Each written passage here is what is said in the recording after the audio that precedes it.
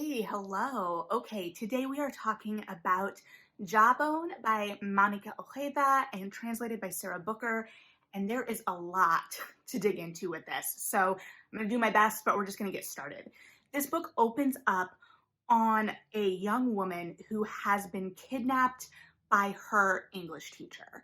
And that feels like a spoiler, and yet it is the given circumstance of the book. And so this young woman, from the minute we kind of meet her in this third person, because the book plays with form a lot, but that's how we're first introduced to Fernanda, and she has been captured, and we're getting all of these references to like horror movies and media that she has consumed, and this idea that, well, I'm going to be rescued, because that's how it happens in the movies. And so we're immediately kind of placed deep in this language that we're going to be sitting in for this novel.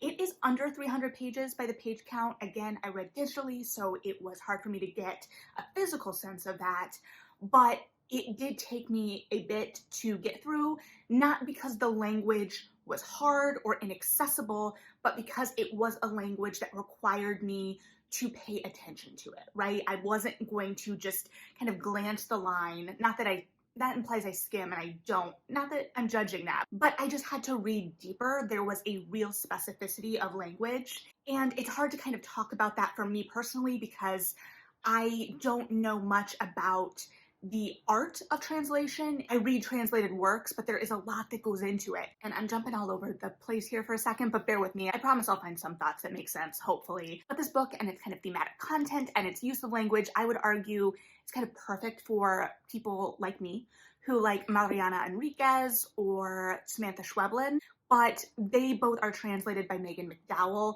and this is translated by Sarah Booker. So this is my first, I believe, of her translations. So I know that there's a certain level of teamwork that goes into that. I can't imagine the level of skill it takes to properly translate language like this that is inventive, and I want to say dense, but that I feel like has bad or negative connotations to it that I don't want to imply, but that requires you to like really actively engage with it, and yet still has a kind of quirkiness. There are still like pop culture references throughout.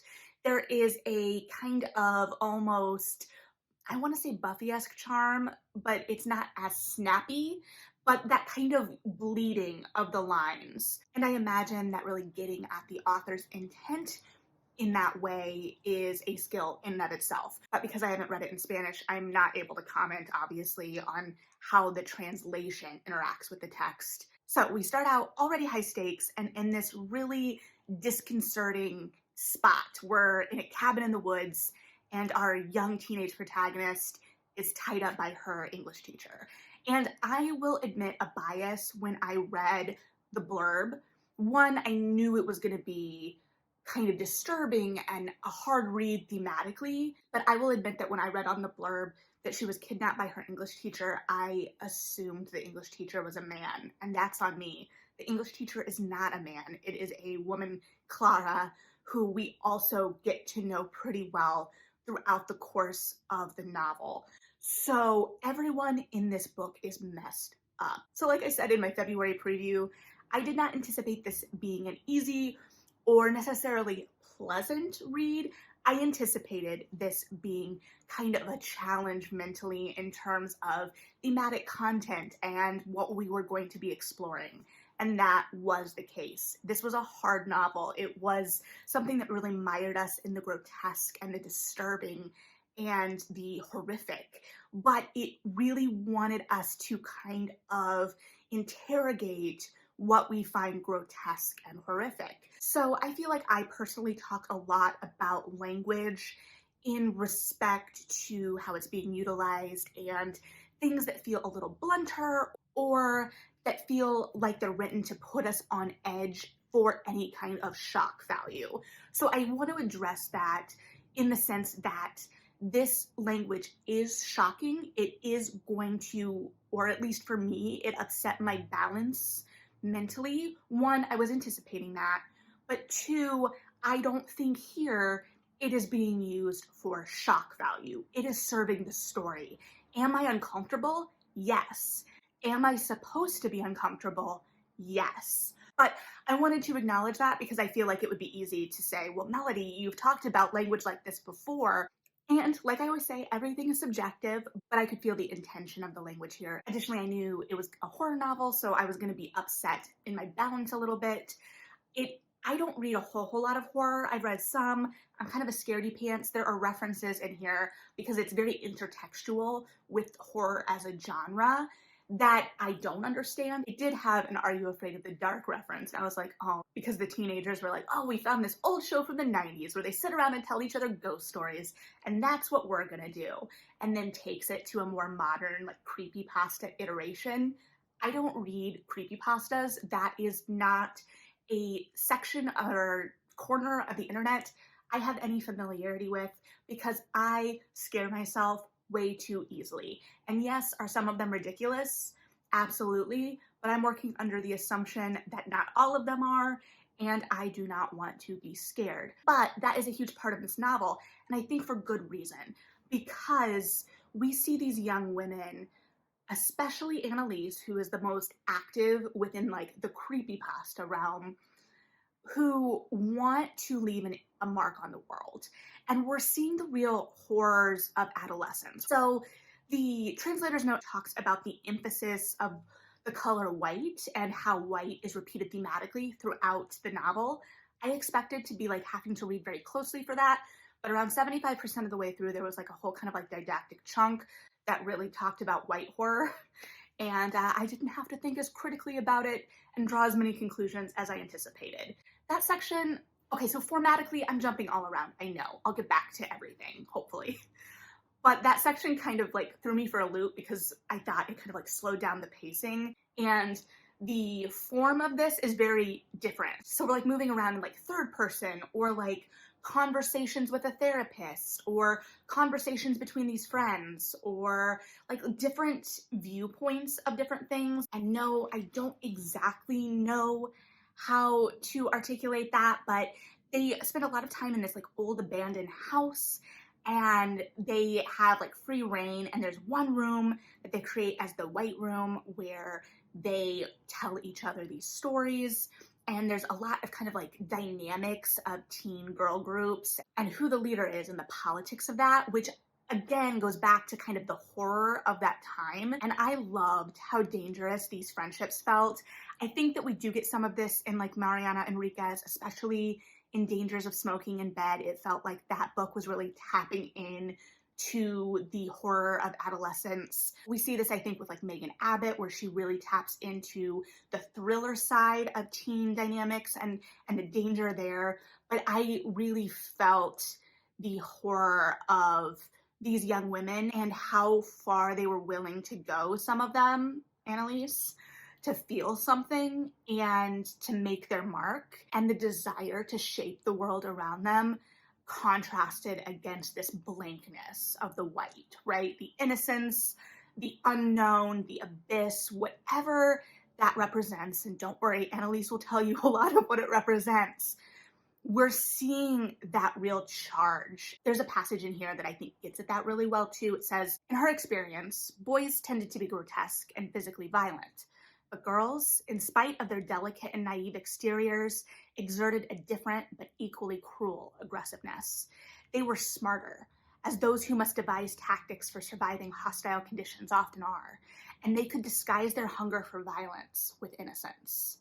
So I think too, then we get back to that whiteness, that innocence, that idea of contrasting this purity and this idea of what you should be against the harsh, grotesque realities that is then mirrored in the language. And then Clara, who is our teacher, who is our kidnapper, Clara was also, she moved to this school that these girls are all in. It's a very elite private institution because where she'd been teaching prior, a couple of girls snuck into her home and tied her up and kept her hostage. So she had been essentially kidnapped by a couple of her students. So we learn that, and it's already contrasted by the given circumstances that we open on. And it's fascinating to kind of like puzzle together how we get from there to where we start the book. And because we're switching, between characters, a little bit between form, it's all very episodic. And I think that helps build the tension. It keeps us on the edge of our seat in the sense that we're never really allowed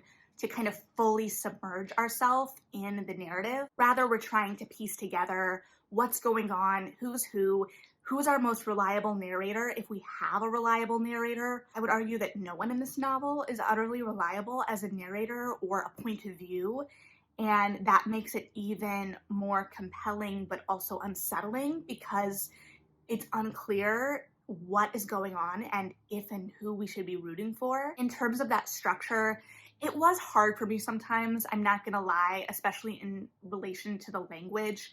It felt like I was really pushing through in some sections, and especially in things like the interview, like we get interviews of Fernanda with her therapist, for instance. And her therapist, we don't get his responses or her responses because they never speak. So I do not remember if it gives a gender indicator. But that feels more like a vehicle for monologues. It does kind of get more, I guess, into the psychological horror in the way that that is presented, not just because she's talking to her therapist. We feel the danger building because they're isolated. They're in this rundown remote location because they're at this basically abandoned house that is their playhouse of sorts. And that, I think, is an interesting image too, right? The danger of that, the seclusion of that, but also how it kind of harkens back to childhood in many ways as well. And the way the prose works, it's able to make the minute grotesque in many ways. But when it then moved into these passages that were a little bit more didactic, it kind of stalled a little more, and that danger kind of ebbed. That being said, these young women are also very intellectual and trying to find their place in the world and also force their place in the world in many ways. And so I do believe that they would be a little bit more verbose and a little bit more like, look how smart I am. Not that all of the characters are doing this. And I do like the progression kind of from this fantasy, because at the beginning, even though we're in this, or start on this really harsh circumstance, there is a layer of fantasy to it in that Fernanda at the beginning is kind of lying to herself about her circumstance. And so then we like flashback of sorts and kind of see how that group was interacting and the kind of alternate reality they'd created for themselves. And then we're moving into the breakdown of that fantasy and further moving into real horrors, but also how those fantasies have manifested horrors. And not like creatures necessarily, but they have created real monsters in a way. That being said, Clara as a character, I don't know that I understand. And I don't know really what to do with her and how to conceptualize her and place her in everything because she feels the least real to me. All of the other characters, especially the young women, as extreme as they are, that feels rooted in something to me and feels like a natural extreme. It feels like something that could happen. Like I said, there is a real danger in this time and this real need and sense for control or power, but I didn't understand her. And I think that's 100% on me, but she just felt like a little bit more of a character to me in many ways. And she'd been through traumatic events, but we leaned in first to her real odd idolization of her mother and her knowing that that made her mother uncomfortable. But I guess maybe they're both exploring, because that relationship, like Clara and her mother and Fernanda and Annalise, are kind of like the central relationships of sorts. I did enjoy that this book took relationships and female relationships seriously outside of romantic entanglements. So maybe it's just kind of contrasting the intensity of these relationships and the potential to harm in different ways and the different types of intense female relationships women can have. I don't really know. I don't know the answer. There is so much going on in this in such a small amount of space, and I think that there is a lot of opportunity to unpack. The language really challenged me personally, both, from a comprehension standpoint, not that I couldn't understand it, but that I needed to pay attention to it more than I have to with some other narratives, but also the bluntness of the language and the way that it set out to unsettle and repel me in many ways. And that was the goal. I could tell that was the goal. It fit within the narrative, but that is a whole reading experience in and of itself. So there was a lot going on with this. I don't think it's going to be everyone's cup of tea for sure. I still don't know exactly where I'm falling on it in a lot of ways, but I think it's going to lead to a lot of really good conversations. But I think it's also perfect for those looking for really compelling, unlikable female protagonists, complex female protagonists that don't necessarily make good choices, that are kind of dangerous in their own right, but at the same time there's that propulsion behind them. I'm still very compelled by them. I don't know, I guess there is so much vivid imagery in this, and I think the imagery of these young women sitting in a completely blank room just telling each other horrific stories is definitely something. So I would be really interested if you read this, what you thought. Like I said, there is so much to dig into here. I know I'm barely scratching the surface, but I would love to talk about it. So thanks for hanging out. Like and subscribe if you feel like it. Read something good, and yeah,